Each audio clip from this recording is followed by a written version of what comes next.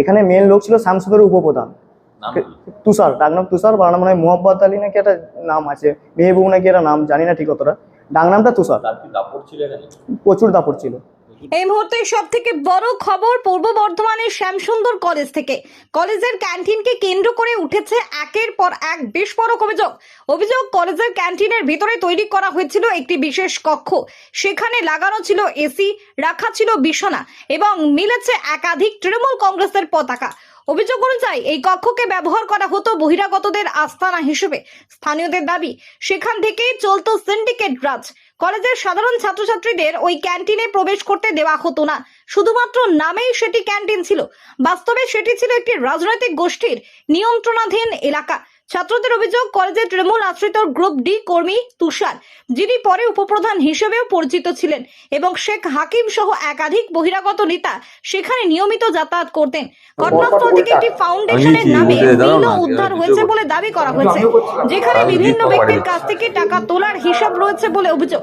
এদিন কলেজের ছাত্ররা জানান, তারা দীর্ঘ 3 বছর ধরে এই কলেজে পড়াশোনা করছেন, কিন্তু কখনো ক্যান্টিন হিসেবে ওই জায়গা ব্যবহার করতে পারেননি।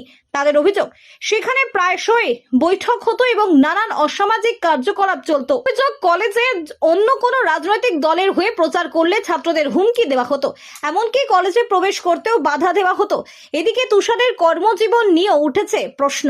অভিযোগ, তিনি গ্রুপ ডি কর্মী থেকে পরবর্তীতে ক্যাশিয়ার পদে উন্নীত হন, যা নিয়ে বিতর্ক তৈরি হয়েছে। এ বিষয়ে কলেজের প্রিন্সিপালের কাছে জানতে চাওয়া হলে তিনি দাবি করেন, তুষার, হাকিম সহ কয়েকজন তৃণমূল নেতা প্রায়শই তার উপর চাপ সৃষ্টি করতেন। কোনো কাজে বাধা দিলে তাকে হুমকি দেওয়া হতো বলেও অভিযোগ করেন তিনি।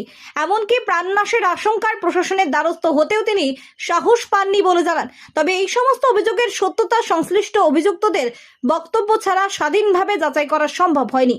আসুন শুনে নেওয়া যাক এবিভিপির ছাত্রছাত্রী এবং কলেজের প্রিন্সিপাল ঠিক কি বলছেন। পূর্ব বর্ধমান থেকে আলী বিরাজের রিপোর্ট, মাটির মানুষ ডিজিটাল নিউজ। দেখুন, আমরা গত 3 বছর ধরে পড়ছি কলেজে। শ্যামসুন্দর কলেজে ক্যান্টিন আছে এটা কোনো স্টুডেন্ট জানতো না, নামেই ক্যান্টিন আছে। ক্যান্টিনটাকে ওরা নিজেদের বৈঠকখানা তৈরি করেছে। এমনকি ক্যান্টিনে কলেজের স্টুডেন্টরা নয়, বাইরে থেকে নেতার যারা চামচা, তারা এসে ওই ক্যান্টিনে এসে বসে গেছে, বসে মদ্যপান করে গেছে। এমনকি ক্যান্টিনের ভেতরে কোনো কলেজে দেখেছেন যে ক্যান্টিনের ভেতরে একটা আলাদা রুম করা আছে, সেখানে আবার খাট রাখা আছে, আবার এসি লাগানো আছে, বালিশ যেগুলো রাখা আছে। তাদের উদ্দেশ্য ওরা কী করে বলবো বলুন? আমাদের তো কোনোদিন তো ক্যান্টিনে ঢুকতে দেওয়া হয়নি। ক্যান্টিনে ক্রাম রেখে ক্যান্টিনটাকে পুরো নিজেদের আবাসখানা তৈরি করে ফেলেছিল। আমাদের ক্যান্টিন যে চলে, ক্যান্টিনে খাবার দাবার তো কিছুই হতো না। প্রতিবাদ করেছিল? হ্যাঁ, প্রতিবাদ করা হয়েছিল, কলেজ আসা বন্ধ করে দেওয়া হয়েছিল, সেরকম অবস্থা হয়েছে। আমাদের 2-3 জনের অ্যাডমিট কার্ড পুড়িয়ে দেওয়া হয়েছিল, কলেজ আসা বন্ধ করে দেওয়া হয়েছিল। আমি 3 বছর কলেজ কমপ্লিট করতে পারিনি। আমাকে শুধু বলা হয়েছিল শুধু পরীক্ষা দিতে আসবে, এসে কলেজ ঘুরে চলে যাবে পরীক্ষা দিয়ে। দেখা যাচ্ছে একটা ফাউন্ডেশনের একটা বিল দেখা যাচ্ছে, ছাপানো বিল, যেখানে দেখা যাচ্ছে 1000, 2000, 5000, 30,000 এরকম একটা বিল। এই বিলগুলো কি বলবেন, এটা কি কারণ? বিল হতেই পারে, ওরা নিজেদের মতো যেমন তেমন করে তুলেছে।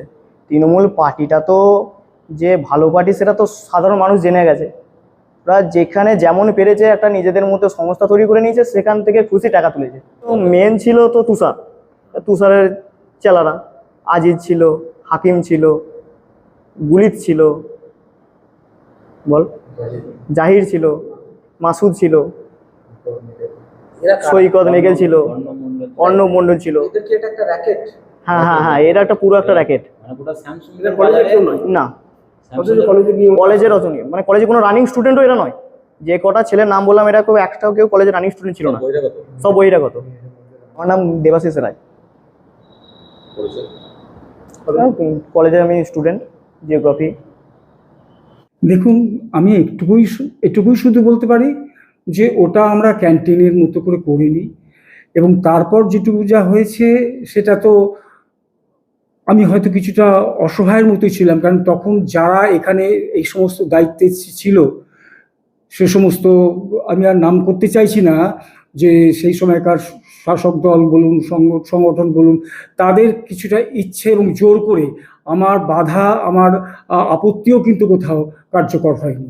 তারা কিন্তু করেছে, কিছু কিছু বিষয় তো হয়েছে, আমি এটা অ্যাডমিট করে নিচ্ছি। এবং সেই সময় আমার আর এর বেশি কিছু করার ছিল না। ওখানে দেখা গেল একাধিক তৃণমূলের পতাকা এবং লিফলেট লেখা আছে যে ছাত্ররা রাতে বেলা এসে এখানে আমার সঙ্গে মদ খাবে।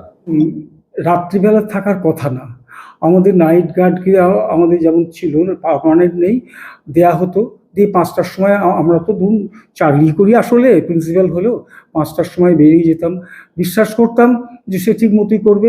কিন্তু তারপর অভিযোগ যে আমিও শুনি তা না যে ওখানে তারা থাকতো, তারপরেই বারণ করেছি, শুনেছি, কিন্তু কে আমার কথা শোনে? আমার কথা কেউ শোনেনি। এবং তখন আমি নানানভাবে চেষ্টা করেছি যে কোথাও একটা গিয়ে বলার, কোথায় যাব। আমি না পেরেছি তখন উপরে জানাতে, না পেরেছি থানায়। আমার এইটুকু তো অসহায়তা হয়তো মানে মেনে নিতেই হবে।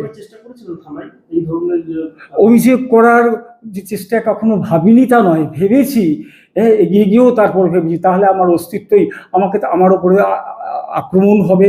এবং আমার যখনই কিছু বলতে গেছি তখনই আমার এইখানে এই গেটের এই যে দেখছেন এই রুম, এই চেম্বারের পাশে সব বসে গেছে, স্লোগানিং শুরু হয়েছে, আমার কালো হাত ভেঙে দাও, গুঁড়িয়ে দাও, সবই শুনতে হয়েছে। তৃণমূল আমাদের আতঙ্কই করছিলেন। হ্যাঁ, নিশ্চয়ই নিশ্চয়ই। আমি তো ভেবেও ছিলাম যে সত্যিই তো যে কি অবস্থার মধ্যে আস্তে আস্তে পড়লাম। প্রথম দিকটা যদিও এতটা ছিল না, কিন্তু ক্রমশ সেটা তো হাতের বাইরেই চলে গিয়েছিল। তৃণমূল নেতা তুষার এখানে হঠাৎ করে প্রমোশন পেয়ে গেল। এই সিদ্ধান্তগুলো প্রিন্সিপাল হিসেবে তো আমি নিতে পারিও না, এটার জন্য গভর্নিং বডি থাকে, গভর্নিং বডির মিলিত সিদ্ধান্ত, আমাকে সেটা এক্সিকিউট করতে হয়েছে। কিন্তু এটা আমি তার সঙ্গে স্বীকার করব যে সে কাজে কিন্তু খুব একটা যে দরদ ছিল তাও নয়, কাজে প্রচুর ফাঁকি এবং অবহেলাও হয়েছে। আপনার কলেজে এগিয়ে যাওয়ার ক্ষেত্রে কোনো জায়গায় কি বাধার সৃষ্টি ছিল কিছু? বাধা মানে অনেক সময় পরোক্ষ মারাত্মক রকম চাপ সহ্য করতে হয়েছে প্রতিটি পদে, প্রতিটি সিদ্ধান্তে। আমি ডক্টর গৌরীশঙ্কর বন্দ্যোপাধ্যায়, আমি কলেজের অধ্যক্ষ।